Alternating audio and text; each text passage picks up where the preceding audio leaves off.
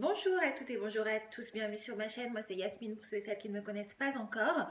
On se retrouve aujourd'hui pour une vidéo, mes 9 conseils pour améliorer votre vie en 2022. C'est-à-dire 9 habitudes que je vous conseille d'éliminer vite fait si vous voulez que cette année qui commence soit belle.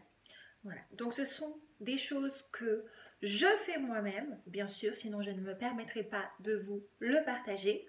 Et on va pouvoir commencer tout de suite.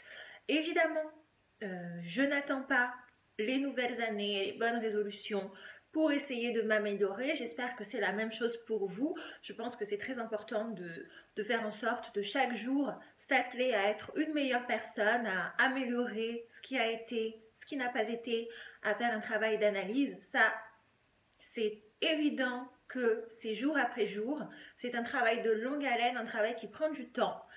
Toutefois, comme c'est la nouvelle année, je pense qu'il est parfois bon de mettre un petit peu les pendules à l'heure et de faire un petit bilan sur sa vie et sur ce qu'on pourrait améliorer pour qu'elle soit encore plus belle. Voilà, voilà. Donc, les 9 habitudes à quitter en ce début d'année. C'est parti. Première chose à éliminer, à supprimer de votre vie. Jalouser, envier et se comparer à autrui de manière négative. Je sais évidemment que avec l'avènement des réseaux sociaux et notamment d'Instagram, la tentation est très grande de comparer sa vie, de voir à quel point certaines personnes se montrent heureuses et accomplies, avec une grande maison, une grosse voiture, un compagnon ou une compagne qui les aime, etc., etc. Bon, force est de relever que ça a amplifié le phénomène de comparaison et quelquefois d'insécurité chez certaines personnes qui se disaient mais pourquoi est-ce que moi je n'ai pas tout ça? Pourquoi est-ce que j'en suis encore là dans ma vie? Pourquoi est-ce que ces personnes sont si hauts? Bla bla bla bla bla. Tout ça, c'est pas bon, c'est très très négatif. Il faut arrêter ces bas instincts, ces passions tristes là de jalouser son prochain, d'envier et de se comparer. Instagram, ça n'est qu'une façade, ça n'est pas la réalité de ce qu'il se passe dans la vie des gens. C'est la mise en lumière des meilleurs moments de la vie de certaines personnes. Elles se garderont bien de vous montrer ce qui se passe de moins grandiose dans leur vie. Évidemment, force à vous de ne pas, charge à vous plutôt de ne pas tomber dans le piège et de ne pas vous dire « Oh, quelle vie phénoménale, je veux la même ». Non, concentrez-vous sur votre vie, sur vos objectifs, sur vos passions, sur ce qui vous anime dans la vie et essayez de grandir à votre rythme. On n'a pas à se comparer, on est tous et toutes uniques et si on en est là pour le moment, c'est pour une raison. Si vous voulez avancer, faites le nécessaire pour avancer.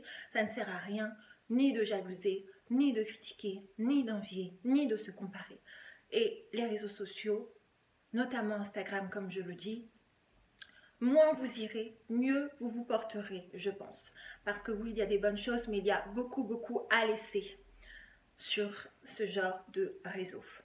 Donc voilà, c'était mon premier conseil, ça ne vous amènera à strictement rien dans la vie, à continuer à perpétuer ce genre de défauts, hein, parce que ce sont des défauts, c'est vrai, la jalousie et l'envie, un des plus grands défauts de l'humain, malheureusement. Et donc c'est pour ça qu'il faut s'atteler dès que on sent qu'on est en train de divaguer, à reprendre ses esprits et à se dire non, je me concentre sur moi, il n'y a que moi qui compte, j'en suis là, c'est pas grave, je vais faire en sorte de m'améliorer et si je veux réellement changer ma vie, c'est à moi de le faire, c'est pas en regardant les autres que ça va changer quoi que ce soit, bien au contraire. Donc arrêtez ça et Instagram, ça n'est qu'une façade, pas la réalité, gardez toujours ça bien en tête.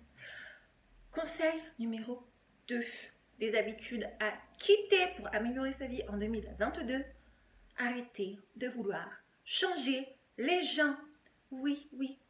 Ça, j'en ai déjà parlé. C'est tellement important. Les gens ne changent que très rarement. Ça, il faut que vous en ayez pleinement conscience. Dès lors, vous avez deux choix. Soit vous les acceptez tels qu'ils sont, parce que les chances sont grandes qu'ils ne changeront pas, soit s'ils ne sont pas assez bien pour vous, si vous constatez qu'ils ne vous correspondent pas, vous les quittez et vous leur dites bye bye, c'est tout. Il n'y a pas d'autre alternative. C'est une perte de temps. Une perte de temps. Il faut bien que vous ayez conscience que les personnes qui gravitent autour de vous, si elles changent, ne changeront pas pour vous. Elles changeront parce qu'elles auront acquis la pleine conscience qu'un changement est inévitable pour améliorer leur vie. Mais ça n'est pas à vous d'acquérir cette responsabilité et de leur dire non, il faut que tu changes ça, il faut que tu changes ça. D'ailleurs, ça n'est pas votre devoir, vous n'êtes pas bien placé pour le faire. Et c'est à chacun et à chacune de prendre ses responsabilités et de décider de changer pour soi si on en a envie. Si les personnes n'ont pas envie de changer, pourquoi est-ce qu'elles changeraient? Elles ne changeront pas pour vous. Donc, inutile d'essayer de les changer ou de faire un travail sur elles, ça ne prendra pas. Vous allez être déçus. Donc, soit les gens qui se présentent devant vous vous correspondent, et là c'est très bien. Si ça n'est pas le cas, partez. Ça n'est pas plus compliqué que ça. Conseil numéro 3. Habitude à quitter. Vite, vite, très important. Idéaliser les relations amoureuses et le mariage ne vous mènera nulle part en 2022. Arrêtez de mettre, surtout le mariage, mais aussi les relations amoureuses, sur un piédestal. Alors, je sais que j'en ai déjà parlé, le mariage, je dois vous faire une vidéo sur ce sujet. Elle est en préparation, pour être honnête, j'essaie de voir quel est le meilleur angle d'attaque possible parce que je ne veux heurter ni froisser la sensibilité de personne, mais bien sûr je vais la faire. Vous savez que moi je ne suis pas à titre personnel pour le mariage civil, mais ça fera l'objet d'une vidéo spécifique.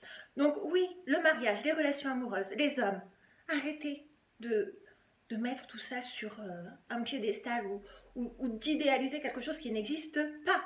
Le mariage, souvent c'est l'alpha et l'oméga chez les jeunes femmes ou chez les femmes. C'est un objectif de vie, il faut que je me marie. Mais souvent, vous ne savez même pas ce qu'il se cache derrière le mariage. Vous ne savez même pas ce que revêt pleinement la signification de ce mot. Vous ne voyez que la belle cérémonie, la jolie robe blanche, la belle coiffure et le beau maquillage. Mais vous ne voyez que ce premier jour-là qui ne marque ensuite plein de jours et souvent plein de tourments. Donc, non, ne faites pas ça. La cérémonie, c'est bien beau, mais là encore, ça n'est qu'une façade. Les relations amoureuses, le mariage, tout ça, c'est quelque chose qu'il faut que vous preniez dans son ensemble. Il y a des hauts, il y a des bas. Il ne sert à rien de mettre, de calquer votre vision parfaite des choses sur ce qui n'est pas parfait. Donc, non, on ne veut pas faire ça. La seule question, marié, célibataire, en couple, qu'il est bon de se poser, homme comme femme, c'est la suivante. Est-ce que moi-même, je suis heureux en couple ou célibataire ou marié? Est-ce que je suis heureux? C'est la seule question qui compte. Le reste, c'est du blabla, c'est du superflu. Donc, on n'idéalise pas toutes ces choses. Ensuite,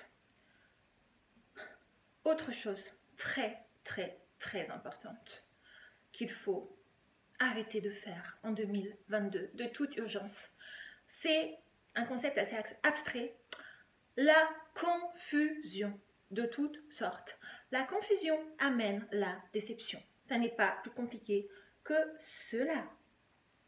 En fait, dans ce que je veux vous dire ici, c'est rendez-vous la vie facile. Et comment se rendre la vie facile si ce n'est par de la clarté dans tous les pans de votre vie amicale, professionnelle, amoureuse, familiale. Voilà. Clarté, c'est tout ce qui compte.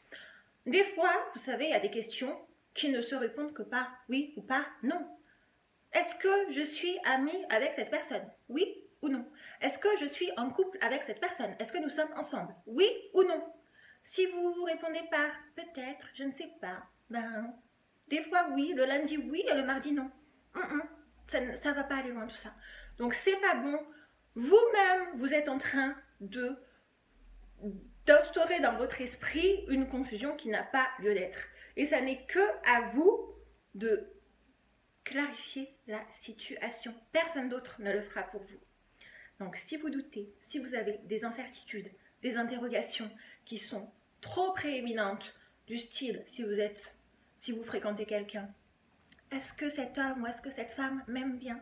Est-ce que notre relation va aller quelque part? Souvent, quand on doute, c'est qu'il n'y a plus de doute, malheureusement. Ça, c'est une phrase que j'aime bien, mais elle s'applique très bien dans beaucoup de situations de la vie.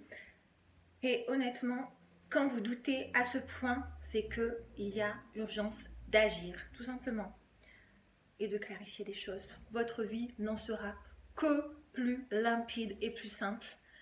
Et vous serez beaucoup plus heureux parce que les choses seront là où elles doivent être. Il n'y aura pas de confusion dans notre esprit. La confusion, c'est quelque chose à éviter. La confusion n'amène jamais rien de bon. Voilà. Ensuite, je ne sais plus où on en est. À la cinquième chose, je crois, à éliminer en 2022. Les amitiés qui ne tiennent pas la route. Je pense que quelquefois, il est bon de faire le point sur les personnes qui nous entourent. Et en matière d'amitié, plus les années passent et plus je sais à quel point il est bon de privilégier la qualité plutôt que la quantité. Si vous êtes entouré de une ou deux personnes, mais une ou deux personnes de confiance sur qui vous pouvez compter, elles valeront beaucoup plus que 15 ou 20 personnes qui n'ont pas l'étoffe pour être de bons amis. Voilà. Donc ça, c'est comme pour les relations amoureuses.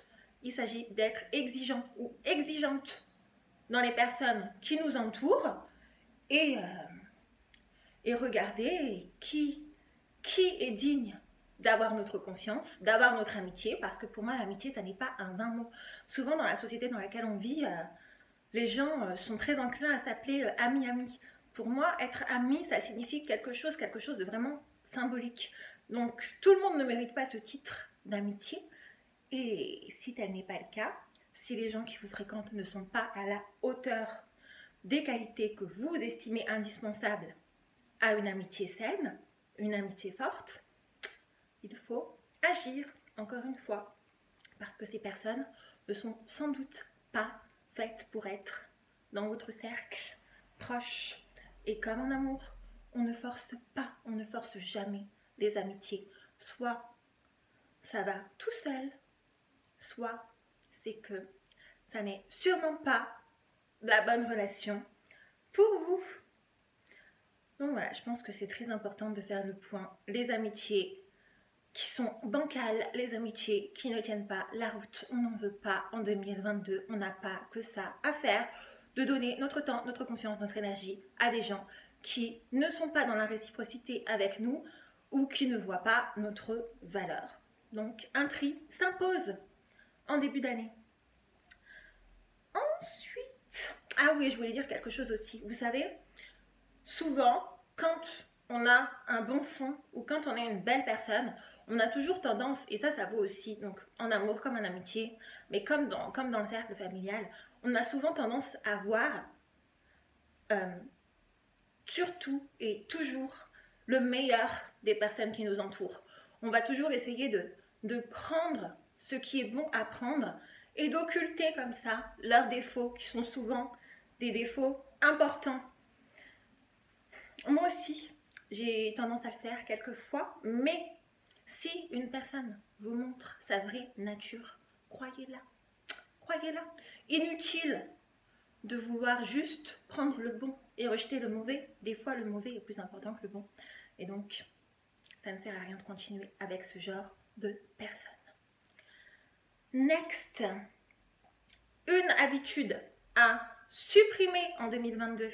Et là, je m'adresse aussi à moi-même. Le perfectionnisme. Oui. Le perfectionnisme n'amène rien de bon. Des fois, vous êtes tenté de vouloir faire quelque chose, de vouloir tenter certaines expériences, mais parce que vous doutez du fait que ça ne sera peut-être pas assez bien pour vous, alors vous en venez à la conclusion qu'il ne faut tout simplement pas le faire. Grosse erreur. Grosse erreur. Je vais prendre un exemple. Vous voyez, moi, je fais des vidéos sur YouTube. Mes vidéos, elles ne sont pas parfaites. Je m'en fiche. Je les fais avec le cœur et elles sont authentiques. Pour moi, c'est juste le principal. Donc, les choses n'ont pas à être parfaites pour être faites. Elles doivent être faites. C'est tout. Pas demain, pas dans 10 ans, pas dans 5 ans. Elles doivent être faites maintenant. Si vous avez des projets, faites-le, tentez-le. Rien n'est parfait dans la vie. Donc, arrêtez de vouloir toujours être dans la perfection, dans le petit détail. Non, tout ça, il n'y a que vous qui le voyez, souvent. Les gens n'y prêtent même pas attention. Et ça vous pourrit la vie. La perfection, ça n'est pas positif pour moi. La recherche toujours de la perfection, ça n'est pas positif. S'améliorer, oui, pas de problème. Mais toujours vouloir plus de quelque chose, ça n'est pas bon. Du tout, du tout, du tout. Les choses sont telles qu'elles sont. Et ce qu'il faut que vous recherchiez, c'est l'authenticité plutôt que la perfection. C'est mon point de vue. Ensuite, autre habitude à supprimer en 2022, on arrête d'essayer de plaire à tout le monde. Cette année, on apprend à dire non. Et non, au passage, c'est une phrase complète. Inutile d'essayer de se justifier. Vous n'avez même pas à tenter une justification quand vous dites non. Et ça vaut pareil pour tous les non, les pans de la vie. De la même manière, on n'a pas à se sentir coupable, on n'a pas à se sentir redevable parce que l'on a dit non. Exemple, un homme vous invite à dîner ou vous invite à faire telle ou telle activité, il a dépensé de l'argent pour vous. Et vous vous sentez de le remercier en faisant une action, en l'embrassant ou en allant plus loin avec lui. Non, vous n'êtes pas obligé de faire ça. Vous n'êtes pas redevable parce qu'un homme vous a invité. Jamais la vie. Donc, non. C'est très important. S'il y a quelque chose qui ne vous plaît pas, vous dites non. Non, ça ne me plaît pas. Voilà. Et on en revient toujours au même. Comme je le dis, et comme je l'ai déjà dit dans de nombreuses vidéos, tout ça c'est une question de savoir fixer ses limites, avoir des standards élevés et faire en sorte que les gens respectent les standards que l'on a posés pour soi. C'est tout simple. Il faut être très clair sur le comportement que l'on tolère des gens qui sont autour de nous. Et ainsi, ce sera beaucoup plus facile de dire non quand vous en ressentez l'envie.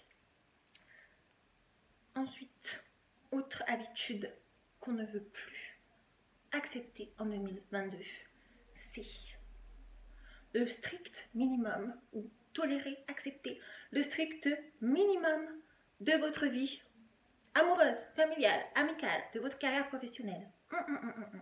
Non. Si cet homme ou cette femme, si cet ami, si ce travail, si ce membre de votre famille ne vous respecte pas ou n'apporte pas, n'est pas en mesure de vous apporter ce à quoi vous aspirez dans la vie, poubelle. Poubelle, c'est pas plus compliqué que ça, c'est très simple, il faut juste avoir le courage de le faire. Et une fois que vous l'aurez fait, vous vous sentirez libéré, je vous assure. Et aussi, un piège des fois dans notre société, c'est que quand on est très exigeant, souvent on a des personnes dans notre entourage qui vont nous dire « Ah, mais t'es vraiment trop dure, hein, t'es vraiment trop exigeante. » Moi, je vais vous dire quelque chose. Ne pensez jamais que vous attendez trop d'une personne ou trop d'une situation, que vous avez placé la barre trop haute. Non. D'une part, pour moi, elle n'est jamais placée assez haute. Et d'autre part, si vous attendez du respect, si vous attendez de la considération, si vous attendez une bonne communication, dans tout ce que je viens d'évoquer, cela n'est jamais assez haut. Et on n'a jamais assez de respect, assez de considération. Et on n'a jamais assez de communication. Donc, tout ça, toutes ces paroles que vous entendez souvent, tous ces carcans, il faut s'en libérer. Être exigeante pour sa vie, ça n'est pas un défaut. Au contraire, c'est une qualité. Savoir où on va, savoir où on place la barre, c'est une qualité, ça ne sera jamais un défaut. Et remettre les gens à leur place quand on estime qu'ils ne sont pas assez bien pour nous ou qu'ils ne nous font pas avancer suffisamment, qu'ils ne nous emmèneront pas là où on veut aller, ça n'est pas non plus un défaut, c'est une qualité. Dernier point, on en est déjà au 9e point, La chose la plus importante, je pense, qui résume un petit peu tous les points de cette vidéo, c'est tout simplement, en 2022, on arrête de ne pas être soi-même. On est toutes et tous uniques. Je sais que c'est tellement difficile d'être soi-même dans la société parce que, d'une part, ça demande une grande part d'introspection, de savoir qui l'on est, et ça ne se fait pas en un jour. Ça demande un long et fastidieux travail sur soi-même. On n'est pas toutes et tous souvent en mesure de l'accomplir parce que ça demande aussi une très grande honnêteté. Et ça, c'est plus ou moins facile suivant le degré d'accomplissement dans lequel on est. Mais être soi-même, quand on y arrive, c'est tellement libérateur, ça fait tellement de bien. Donc, inutile d'essayer de copier sur qui que ce soit ou de se cacher parce qu'on estime que si on est comme ci ou comme ça, si on rase des murs, la vie sera plus facile. La vie ne sera pas plus facile, c'est juste que vous allez la traverser, qu'elle va passer et que vous allez vous réveiller un matin en vous rendant compte que toutes ces années et tous ces jours, vous n'avez pas été vous-même pour être tranquille ou pour plaire au plus grand nombre. C'est dommage. C'est très dommage. Évidemment, ça passe sur un grand travail d'estime de soi, de confiance en soi, mais c'est ce à quoi je vous invite à vous atteler en cette année 2022. Et j'espère que je ferai un peu plus de vidéos sur ce sujet parce que vous l'avez compris que ce sont des thèmes qui me tiennent beaucoup à cœur. Donc voilà, c'était à peu près tout pour cette vidéo. J'espère qu'elle vous aura plu. Évidemment, plus facile à dire qu'à faire. Le plus dur reste en votre main, c'est de mettre toutes ces choses en application. Mais pour moi aussi, je vous rassure, je ne suis pas parfaite, loin de là. J'essaye, chaque jour qui passe, de m'améliorer. Mais je pense que c'est important d'avoir des objectifs et des idées claires pour essayer constamment d'être une meilleure personne. C'est bien le but ultime, n'est-ce pas? Donc voilà, c'était tout. Je vous souhaite une très bonne année 2022. Et je vous fais de gros bisous. On se retrouve très vite dans une nouvelle vidéo. Bien sûr, si vous avez des idées, des thèmes, etc. comme d'habitude, n'hésitez pas à m'en faire part dans les commentaires ou sur Instagram. Ça me fait toujours très plaisir. Si la vidéo vous a plu, je vous invite à vous abonner, à liker, à commenter. Et voilà, on se retrouve très vite. Je vous fais de gros bisous. Bye!